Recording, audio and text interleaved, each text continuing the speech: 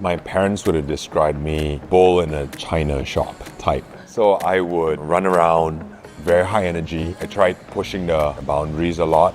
This is Anthony Tan, co-founder and CEO of Grab.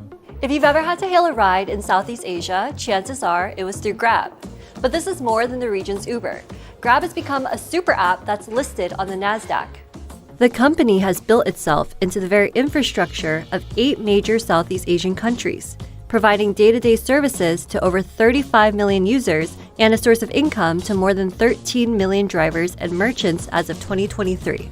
If you ask me, providing 13 million gig jobs is probably the largest job impact and poverty alleviation on a grand scale in 750 cities. That's what I would say makes us all really happy. Our calling is one that continues to be very, very clear. How do we make sure nobody's left behind? Grab's latest push has been in artificial intelligence. So, to learn more, I've come to the company's global headquarters to hear from Anthony Tan himself.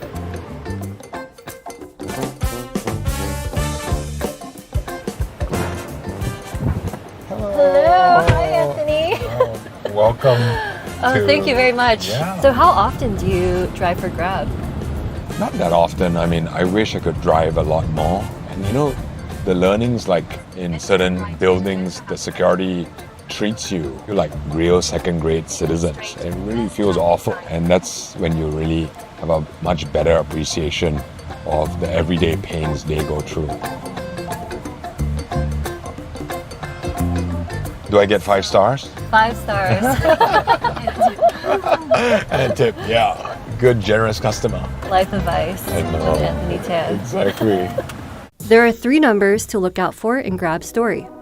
25,000. The Grab seed money Anthony won from a startup contest at Harvard Business School. 2.15 million. Grab's first institutional investment in June 2013. And 2.36 billion. The amount Grab brought in 2023. This is Founder Effect.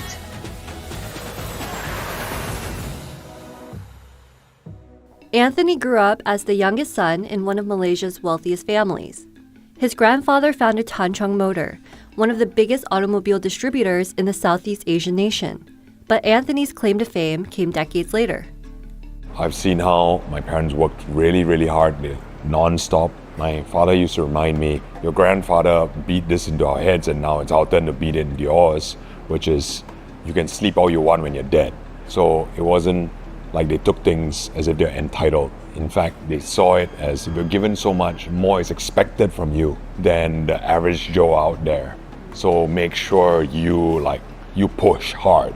Before creating Grab, Anthony worked at his family's business on and off for about 5 years. When I worked for my dad's factory, I went into the factory line. I was spot welding, doing the seats. I remember giving a speech to thank the folks that helped me through that entire period, tearing as I spoke to them, because many of them has been with us for 20, 30, 40 years. And I appreciated how tough that kind of work is. And I could never really appreciate it until I did the work myself. In 2009, Anthony began his studies at Harvard Business School where he met his co-founder, Tan Hui Ling. And I'm very, very thankful for Harvard Business School. I did classes like business at the base of the pyramid, and that's where I really got close to my co-founder. She didn't do her homework as frequently as I did, so she strategically positioned herself beside me to peek at my work. Yeah. We created a love for each other because we were united on values and we wanted to serve Southeast Asia. The idea for Grab stemmed from a conversation about the inefficiencies and dangers of the Malaysian taxi system. The original idea was to solve safety problem for women and children. And the whole idea was basically you can create societal benefit, environmental benefit, and you can create economic benefit at the same time. It's a win-win-win. During their second year at Harvard, the duo pitched their original business plan at a startup contest called the HBS New Venture Competition. They took home $25,000. We got first runner-up. And the reason why we lost was because they said Malaysia is just too small, and hence you should think about a Southeast Asian growth enterprise that is focused on the same problem. I spoke to my dad. I told him we're going to create a cloud dispatch system, and he didn't understand it. He then said, hey, I don't think it's going to work out, so please don't disturb me about this anymore. My mother also said she didn't understand, but she said, I love you, son, so here's a bit of money. With that seed capital from my mother and myself, I put in everything my bank had, and then we started the company. In June 2012, Anthony and his co-founder launched the first iteration of Grab. At the time, it was called My Taxi. The OG office was literally in the driver's room, poor ventilation, and we didn't even have Wi-Fi. We had to tether from our mobile phones. When Ling and I first started, we didn't have that much money, and drivers all didn't have smartphones.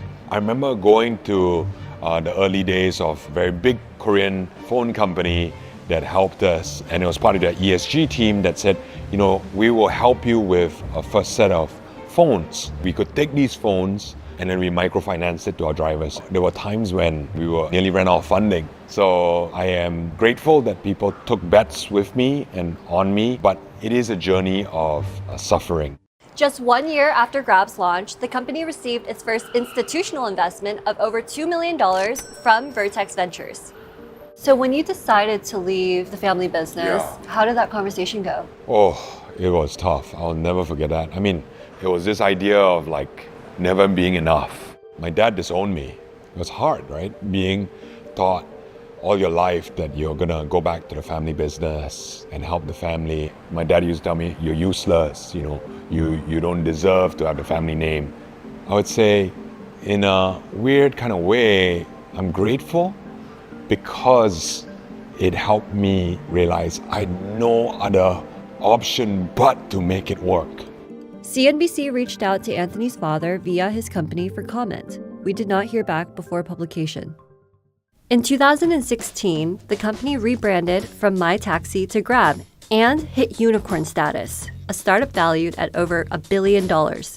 Today we have 13 million registered drivers and merchants. It's not like it happens.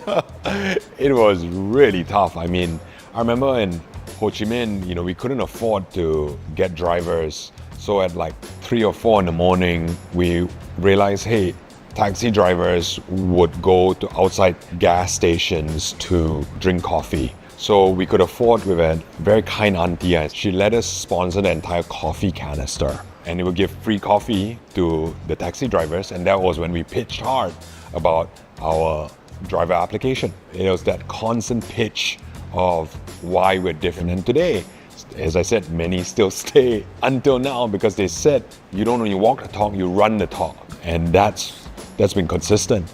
Grab's journey has been far from easy. The company has faced strong competition along the way, including from the likes of US-based ride-hailing giant Uber. If you looked at those odds, it looked like we would get crushed by them. And I told Dara when I first met him, I respect you and I respect the company, but iron sharpened iron, you guys pushed us real hard, and we pushed back real hard. In 2018, Uber agreed to sell its Southeast Asia business to Grab in exchange for a 27.5% stake in the company. As part of the deal, Uber's CEO joined Grab's board of directors. It was a tear-shed moment for all Grabbers. It was going to be announced at 10 a.m. We didn't even know the deal was going to happen at 6 a.m. We were still negotiating till like 2 hours before the press announcement. I remember when it signed and the deal got closed, many of us in the meeting room like literally fell to our knees. We were just like, I can't believe this is happening moment. This deal established Grab's dominance in the region, a dominance it still holds today. It's been all about this ecosystem mindset. That's what differentiates us, right? Understanding what is their problem. If you look at when we first started, it was to solve the safety problem. Then there were many attempts to hurt our drivers and steal money from them. Then we said, no, let's digitize their money. And that's why we created GrabPay. We said, look, drivers during off-peak hours from work time or school time, they didn't have much to do. So we said, how do we give them more utilization, more jobs so that they can earn more money? And we realized Grab Food was perfect in between your coming to work and leaving work. During the times of quarantine, we said, wow, people really need their groceries, and we launched Grab Mart.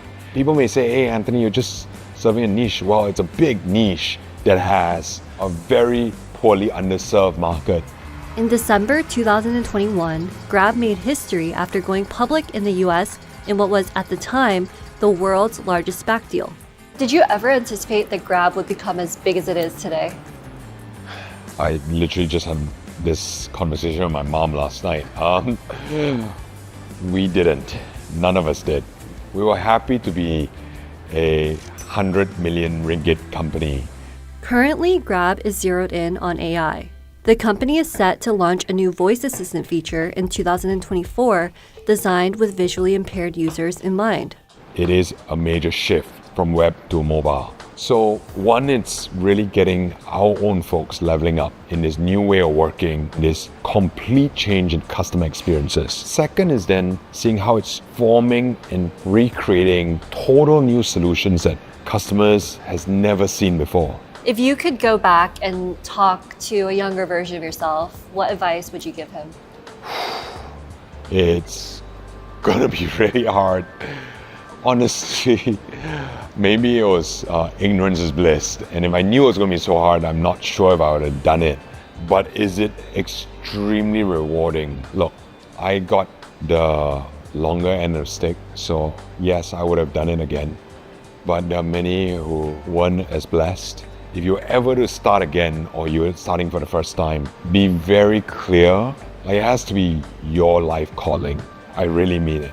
If you don't do it. Because so many fail. It's that hard.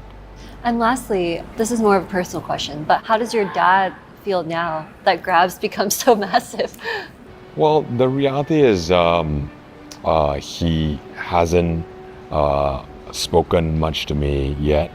I will continue to reach out with love, and I hope one day he will see that there's no other intent but love. And I'm always grateful that he shared all the teachings of Confucianism, the idea of working extremely hard, the idea of honor. People say you're zero to hero, but it's not me.